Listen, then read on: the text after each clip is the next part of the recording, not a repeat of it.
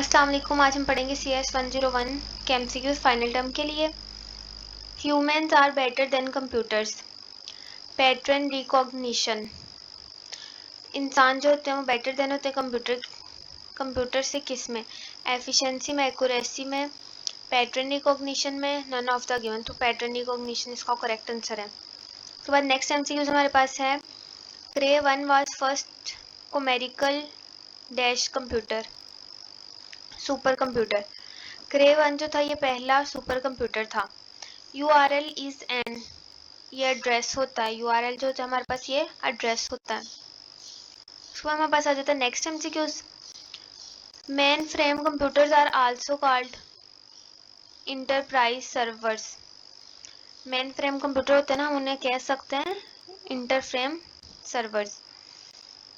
उसके बाद next MCQs है please choose one which of the following is not a category of mobile computer. Desktop जो होते हैं ना, ये मोबाइल कंप्यूटर की कैटेगरी में नहीं आते। उसके बाद next one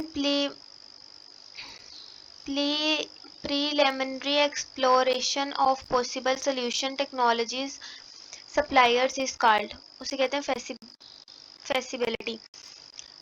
preliminary exploration of possible solution की जो preliminary exploration होती है ना solutions या technologies और suppliers, उसे हम क्या कहते हैं? feasibility।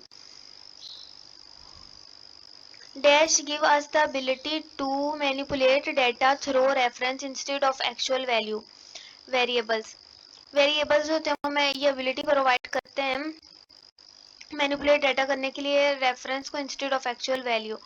उसकी एक्चुअल वैल्यू की जगह ना हम उसकी जो होता है उसकी रेफरेंस इस्तेमाल कर लेते हैं, वो वेरिएबल होता है। जैसे a इज इक्वल b आ गया ना, तो a जो है वो वेरिएबल है, वेरिएबल की वैल्यू है। फिर a इज इक्वल b नहीं, a इज इक्वल अगर 5 है तो a एक वेरिएबल है और जो 5 वो इसकी वैल्यू।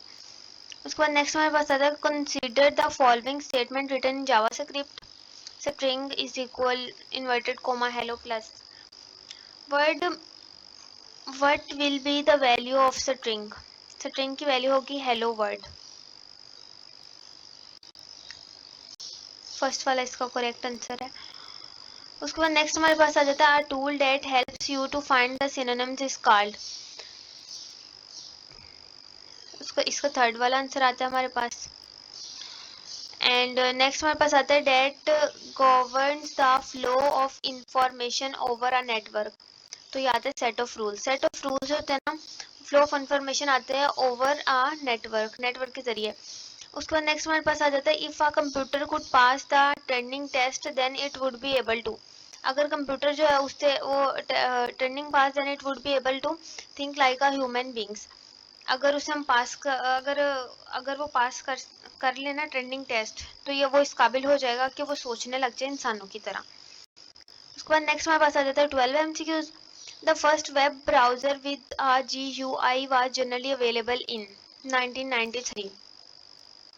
GUI स्टैंड है ग्राफिक यूजर इंटरफेस का, और वो कहते हैं द फर्स्ट वेब ब्राउजर जो था with a graphic user interface was generally available, ये कब अवेलेबल हुआ था? 1993। ये इसकी डेट याद रख लें, इंपॉर्टेंट होती है।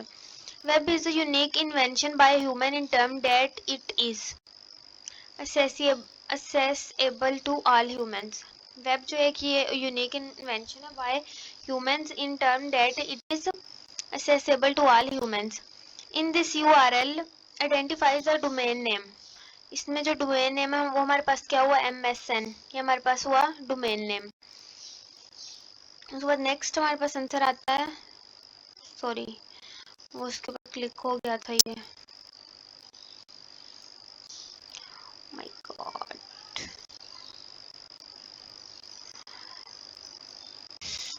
सॉरी,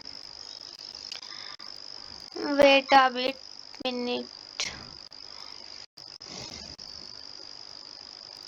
ओके नेक्स्ट हमारे पास MCQ आता है dash is simply a fast port that lets you connect computer peripherals and consumer electronics to your computer without restart। Fire wire होती है। फायर वायर जो होती है ना, ये एक फास्ट पोर्ट होता है दैट लेट्स यू कनेक्ट। ये आपके कंप्यूटर पेरिफेरल को कनेक्ट करता है और कंज्यूमर इलेक्ट्रॉनिक्स को विदाउट रीस्टार्ट किए बगैर ना। ये आपके कंप्यूटर पेरिफेरल्स को एंड कंज्यूमर इलेक्ट्रॉनिक्स को कनेक्ट कर देता है, उसको कंप्यूटर को रीस्टार्ट किए बगैर। वो क्या होता है, वो फायर वायर होती है। उसके बाद नेक्स्ट हमारे पास आ जाता है 60 MCQs।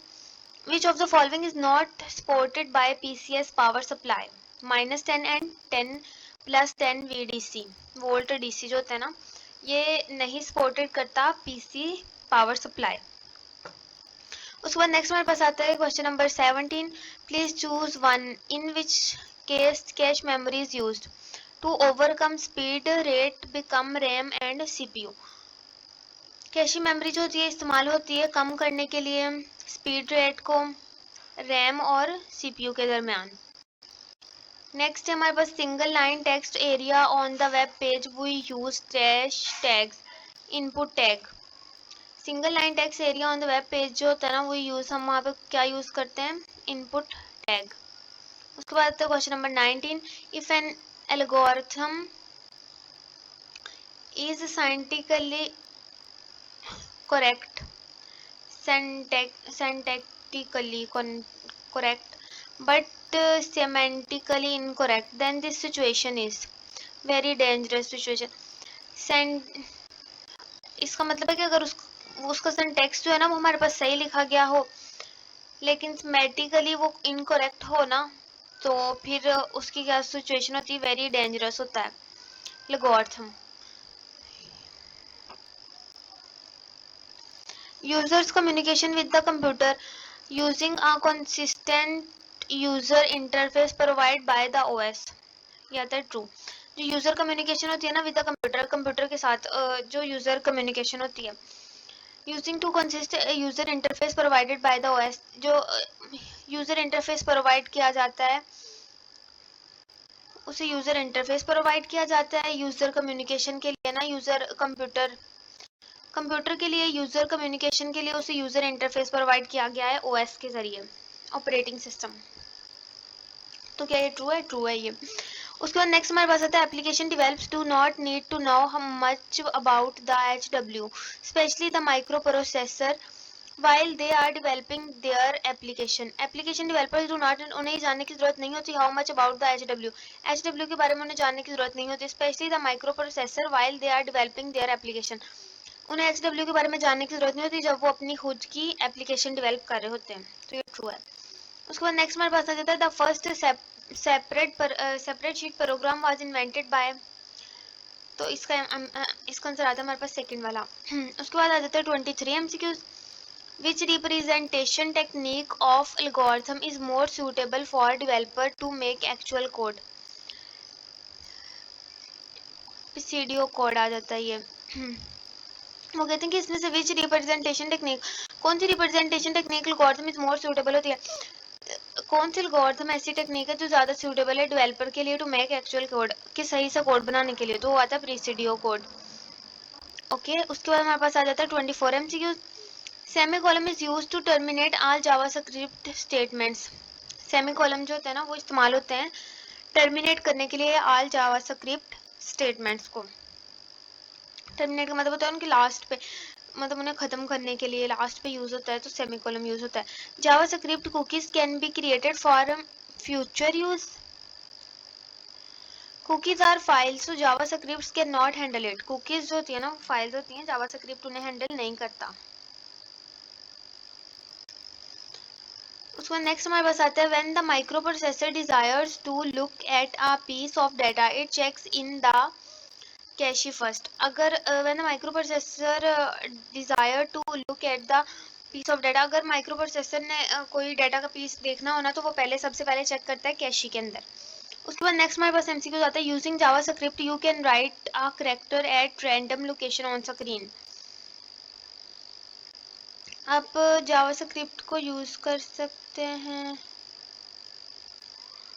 Using JavaScript you can write, आप लिख सकते हैं character at random location on screen के ऊपर। तो there is no built in approach in JavaScript, ऐसी अप्रोच नहीं होती जावास्क्रिप्ट के अंदर ना। हम उसके पे random with the help of random character property, नहीं है, इसका आंसर है थर्ड वाला, with the help of random character property. ठीक है, तो इसको एक बार देख लीजिएगा, वैसे इसका थर्ड वाला लग रहा है मुझे।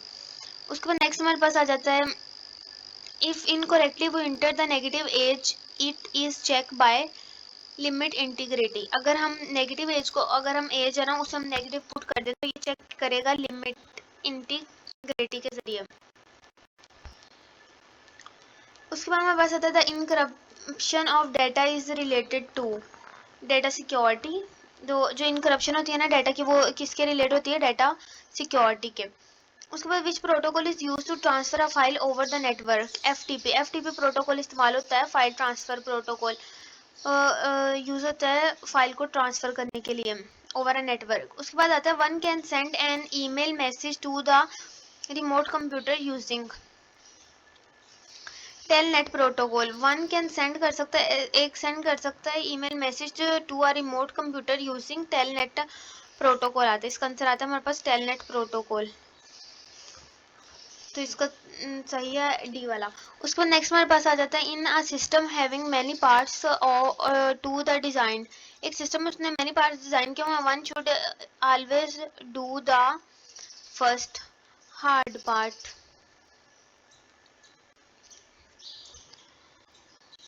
उसके बाद आता है follow control constructs in JavaScript includes switch and if else। Flow जो होता है ना, जो फ्लो कंट्रोल होता है वो जावास्क्रिप्ट के अंदर कौन कौन से होते हैं, तो वो स्विच होता है और if else होता है।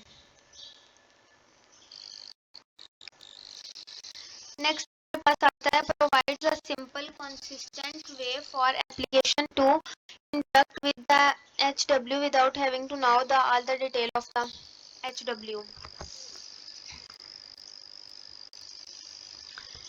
सिस्टम फाइल्स होती है ना, provide a simple consistent way for application to interact with the HW without having to know about the detail of. जो सिस्टम की फाइल्स होती है ना, वो हमें प्रोवाइड कर रही है एक सिंपल और consistent way for application to interact. Application को इंटरेक्ट करने के लिए हम एप्लीकेशन को हम सही तरीके से उसके साथ इंटरेक्ट कर सकते हैं, उसे हम जान सकते हैं विदाउट हैविंग HW डिटेल्स। उसकी HW को हम सही तरीके से जान सकते हैं, अगर हमारे पास उसकी HW की डिटेल्स नहीं है ना, फिर भी हम उसकी HW को जान सकते हैं। किस वजह से, सिस्टम फाइल्स की वजह से।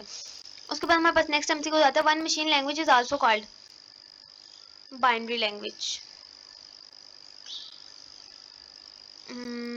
Machine language, binary language,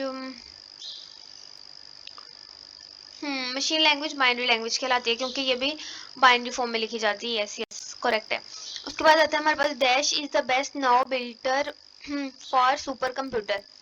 cray research is the best known builder for super computer आते हैं। उसके बाद हमारे पास नेक्स्ट आ जाता है the weakness of a computer are pattern recognition and innovative ideas. The weakness जो होती है ना, वो कंप्यूटर्स की क्या होती है, pattern recognition and innovative ideas. Dash that governors the flow of information over a network. तो ये आता है set of rules. Set of rules होते हैं ना, वो flow of information over a network.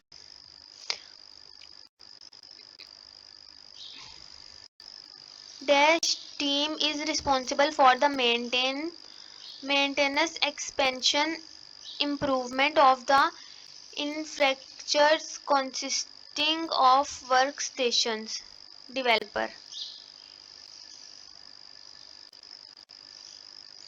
Next हमारे पास आ जाता है ये the team dash team consist of the sharpest technical minds in the company, architecture।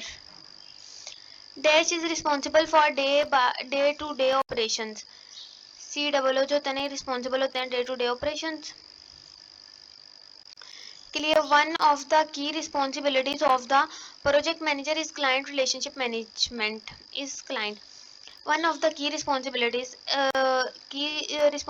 की जो की होती है of the project manager is client relationship management. उसके बाद नेक्स्ट हमारे पास है what is the major problem with flash based website, it's too heavy. Flash based जो वेबसाइट होती है बहुत ज़्यादा हैवी होती है, इसकी सबसे बड़ी वजह यही है। उसके बाद हमारे पास नेक्स्ट आ जाता है, which of the following is not an event handle for image object.